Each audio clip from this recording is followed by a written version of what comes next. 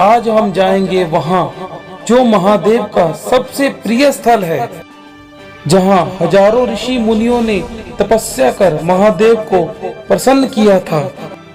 यह वह जगह है जिसे पंच कैलाशों की श्रृंखला में शामिल किया गया है। आज हम जाएंगे देवों के देव महादेव के कैलाश को देखने। आज हम जाएंगे आदि कैलाश और ओम पर्वत के दर्शन करने।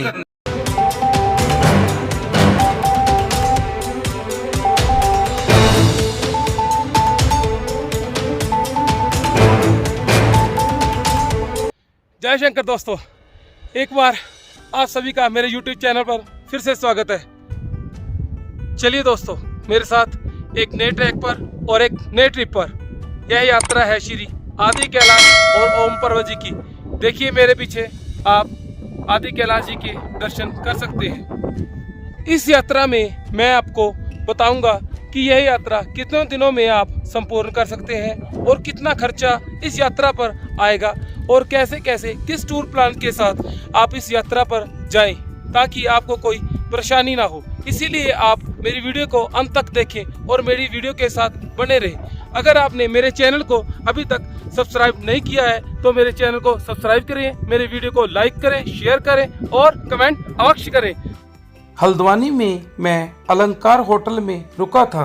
हेलो गाइस, हल्द्वानी पहुंच चुके हैं। होटल हमने ऑनलाइन बुक करवा दिया था। देखिए ये 209 मेरे होटल के कमरे का नंबर है। मेरे होटल का कमरा बिल्कुल साफ सुथरा था, जिसका रेंट मात्र 1500 रुपये था। बाथरूम भी काफ़ी अच्छा है। देखिए आप, साफ सुथरा, टैप्स वगैरह बिल्कुल साफ है, टॉवल, शीशा, शैंक बिल्कुल एकदम साफ है। हल्द्वानी पहुंच चुके हैं। सुबह चले थे 5 बजे। रास्ते में हमें बहुत जाम मिला, जिस कारण पहुंचते पहुंचते होटल में काफ़ी लेट हो गए। खाना खा के आ चुके हैं। ये मेरे साथी पीछे है, जय भोलेनाथ, ललिती, शैलेश जी, राजन जी, ऋषु जी। हाँ जी दोस्तों, निकलने लगे हैं हम यहाँ से।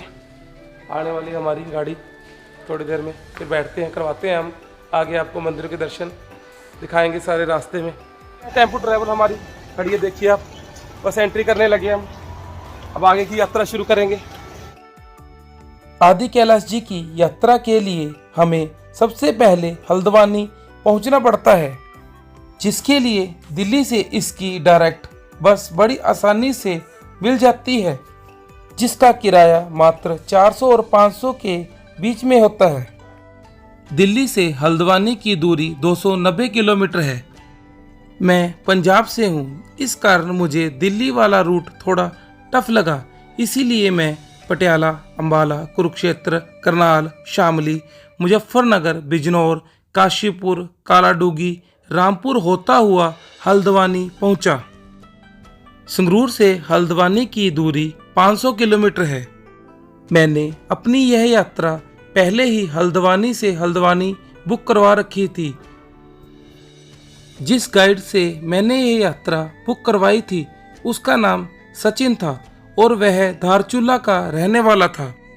26 सितंबर 2021 को सुबह 5 बजे मुझे मेरे टूर वालों की गाड़ी लेने मेरे होटल पहुंच गई थी और वहीं से मेरी इस आदि कैलाश और ओम पर्वत की यात्रा की शुरुआत हुई।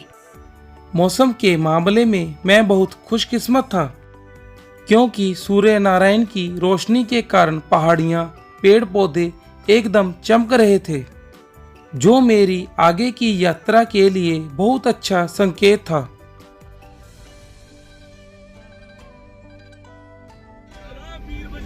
हर हर महादेव, हर हर महादेव, हर हर महादेव। मैं अपने टेम्पो ट्रैवलर में शंकर जी के जयकारे लगाता हुआ और इन सुंदर वादियों को देखता हुआ अपनी मंजिल की तरफ आगे बढ़ रहा था। टूर की बुकिंग के मुताबिक हल्द्वानी से धारचूला के रास्ते में जो बड़े बड़े और भव्य मंदिर आने थे वह भी मैंने देखने थे, जिसमें से सबसे पहले मैंने कैंची धाम के दर्शन करने थे। हल्द्वानी से कैंची धाम की दूरी तकरीबन 55 किलोमीटर है, जिसके लिए हमें भीमताल भवाली होते हुए कैंची धाम पहुंचना पड़ता है। हल्द्वानी अथवा काठगोदाम से कैंची धाम के लिए बड़ी आसानी से बस मिल जाती है और उस बस का किराया मात्र 100 रुपये प्रति व्यक्ति होता है। हल्द्वानी से हमें कैंची धाम के लिए बड़ी आसानी से टैक्सी भी मिल जाती है, जिसका किराया 1000 और 1500 के बीच में रहता है। हल्द्वानी से कैंची धाम के लिए जो सड़क बनी हुई है वह बिल्कुल पक्की है, इसलिए हमें रास्ते में वहां पहुंचने में कोई दिक्कत और परेशानी का सामना नहीं करना पड़ता। सड़क साफ और पक्की बनी होने के कारण और इन ऊंचे ऊंचे पहाड़ों और सुंदर वादियों को देखते हुए समय का पता ही नहीं चला कि मैं कब कैंची धाम पहुंच गया। काफी दूर से ही मुझे कैंची धाम मंदिर के प्रथम दर्शन हुए। जैसे मैंने सुना था, मंदिर देखने में बहुत ही भव्य और सुंदर था। मैंने मंदिर के साथ कुछ फोटो भी खींचे।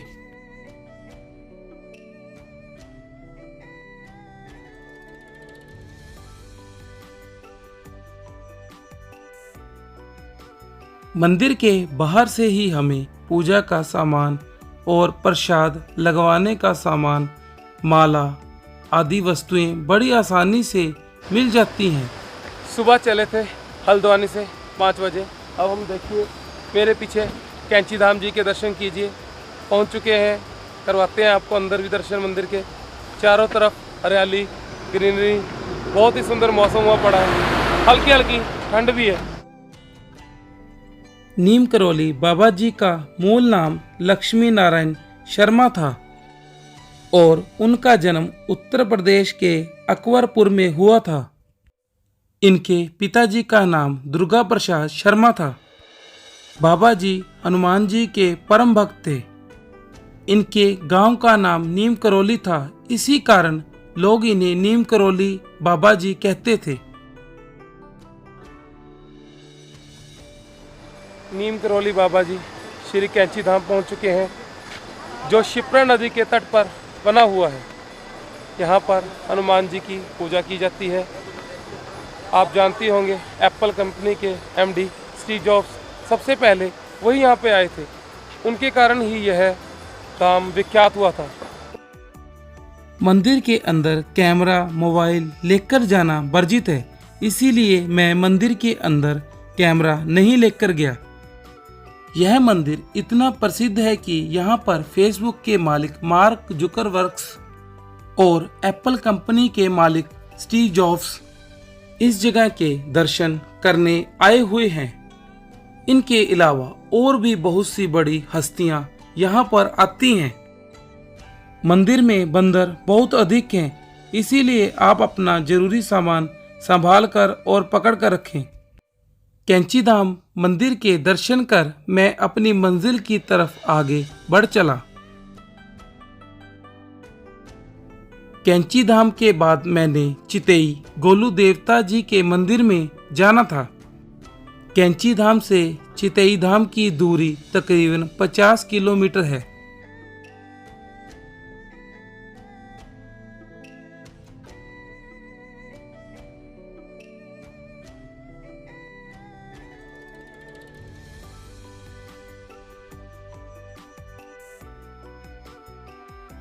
उत्तराखंड देवभूमि के नाम से विख्यात है।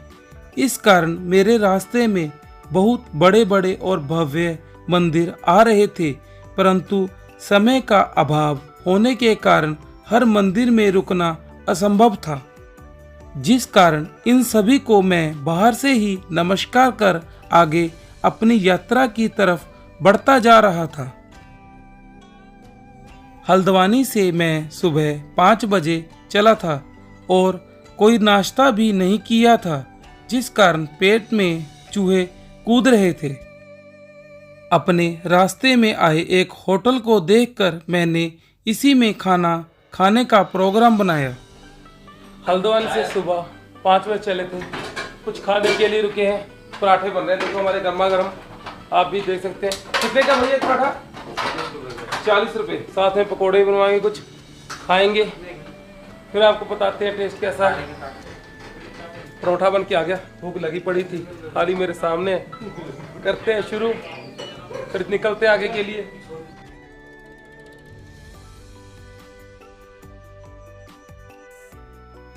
चितई धाम पहुंचने से पहले हमें उत्तराखंड के बहुत ही प्रसिद्ध शहर अल्मोड़ा को क्रॉस करना पड़ता है, जो कि एक बहुत ही बड़ा और खुशहाल शहर है।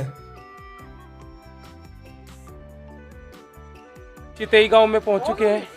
देखिए मेरे पीछे गोलू देवता जी का मंदिर है। ये न्याय के देवता माने जाते हैं। चलते हैं अंदर, महाराज से प्रार्थना करते हैं। एक केस चल रहा है, न्याय दिलाएं, फिर आएंगे दोबारा। गोलू देवता को न्याय के देवता के रूप में भी जाना जाता है। यहाँ पर जो श्रद्धालु सच्चे मन से, पूर्ण श्रद्धा से और पवित्र मन से जो कामना करता है वह अवश्य पूर्ण होती है। गोलू देवता न्याय के देवता हैं। इस उम्मीद के साथ कि उन्हें यहाँ पर न्याय मिलेगा, भक्तजन कागज पर अर्जी लिखकर, घंटी बांधकर और चुनरी के साथ यहाँ पर टांग देते हैं। मैंने भी एक अर्जी लिखकर उसे चुनरी के साथ और घंटी के साथ बांधकर वहाँ पर टांग दिया। ये है चितई बाजार। यहाँ से आपको मंदिर में लेकर जाने के लिए प्रसाद, घंटी, हवन सामग्री और गोलू देवता जी की मूर्ति भी मिल जाती है। और यह है मंदिर का मुख्य द्वार। यहीं से मंदिर के अंदर एंट्री होती है। इसके बाद मंदिर के अंदर एक और द्वार भी बना हुआ है। इस मंदिर में उत्तराखंड के अलावा और बाहर के राज्यों से भी लोग मंदिर के दर्शन करने के लिए आते हैं।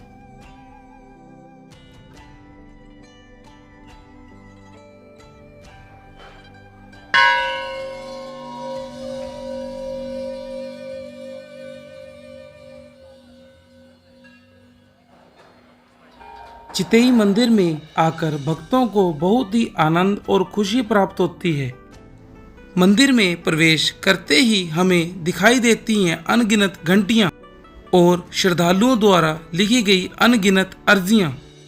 इससे हमें यह पता चलता है कि लोगों की मंदिर के प्रति कितनी आस्था है।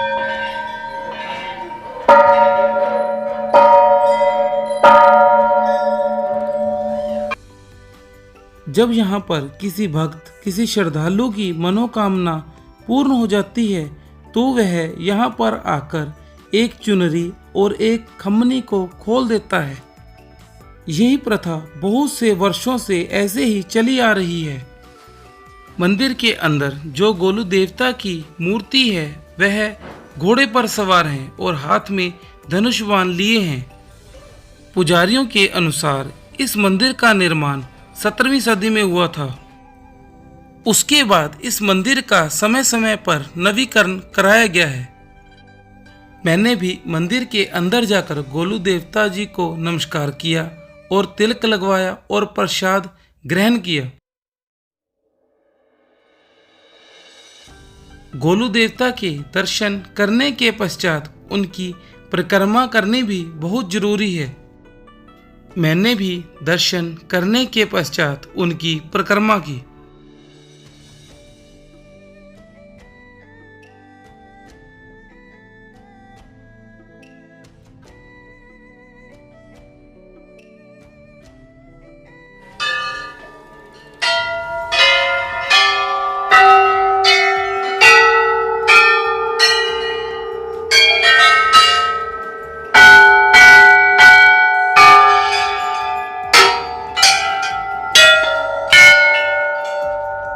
गोलू देवता जी के दर्शन करने के पश्चात मैं आगे अपनी यात्रा के लिए निकल पड़ा।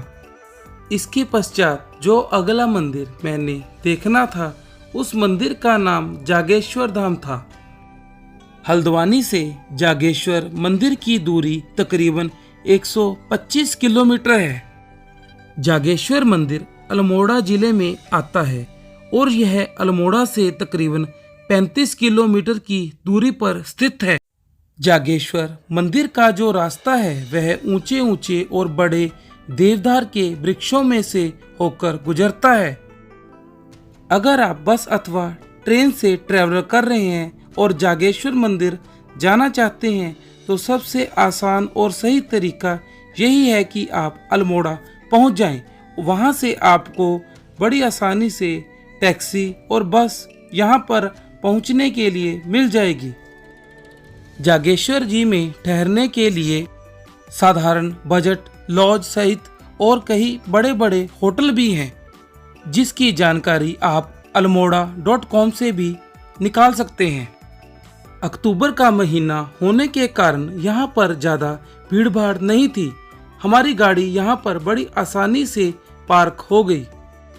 इसके बिल्कुल विपरीत श्रावण मास में बहुत अधिक भीड़ होने के कारण हमें अपनी गाड़ी नीचे पार्क करनी पड़ती है और पैदल 3 किलोमीटर यहाँ तक चलकर आना पड़ता है। शिव दर्शन की आस में सभी श्रद्धालु पूरी उमंग और उत्साह और भक्ति के साथ यहाँ दर्शन करने आते हैं।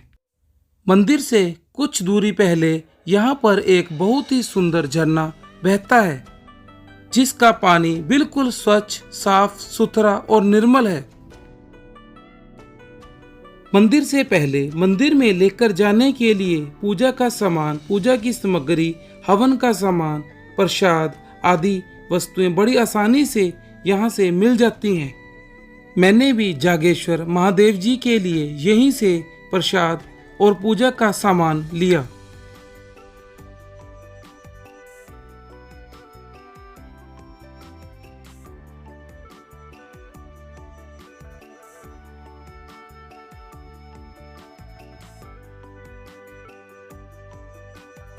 जागेश्वर महादेव जी का मंदिर ऊंचे ऊंचे और बड़े देवदार के वृक्षों के बीच में बना हुआ है, जिससे इसकी सुंदरता और भी अधिक बढ़ जाती है।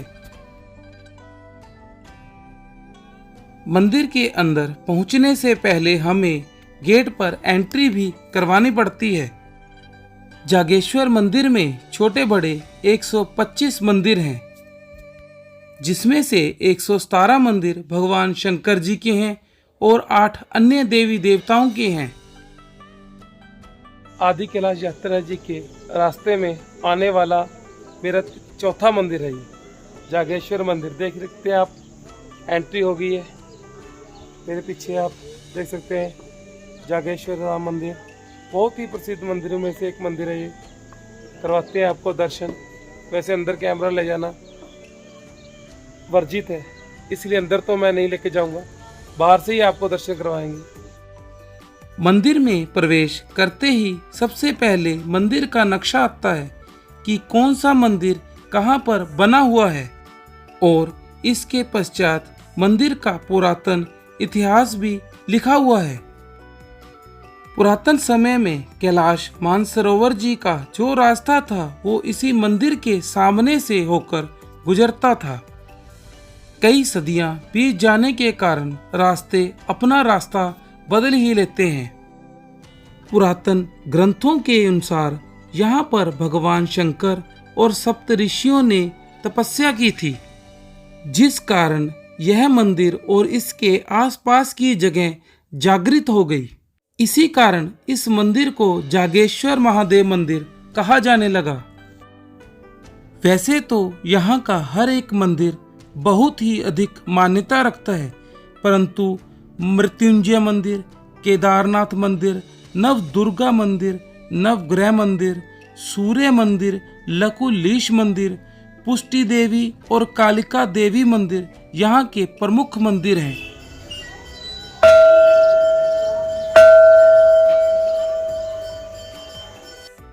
सुबह होने के कारण जिस समय मैंने मंदिर में प्रवेश किया उस समय मंदिर के पुजारी भगवान शंकर जी के लिए चंदन का लेप बना रहे थे। मैंने भी उसी लेप का तिलक अपने माथे पर पुजारी जी से लगवाया।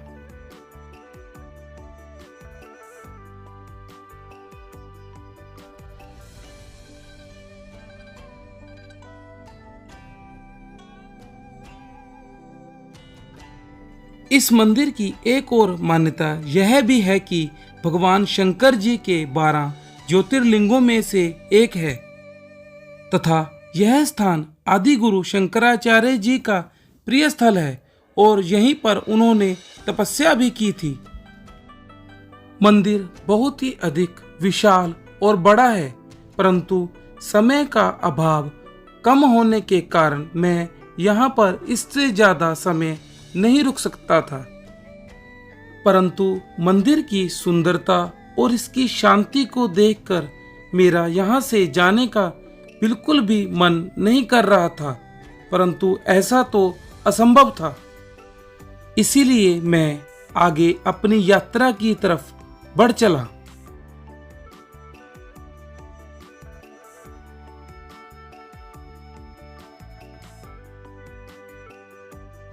हल्द्वानी से धारचूला का जो रास्ता है वह बहुत ही सुंदर है, जिसकी व्याख्या मैं आपको अपने शब्दों में नहीं कर सकता।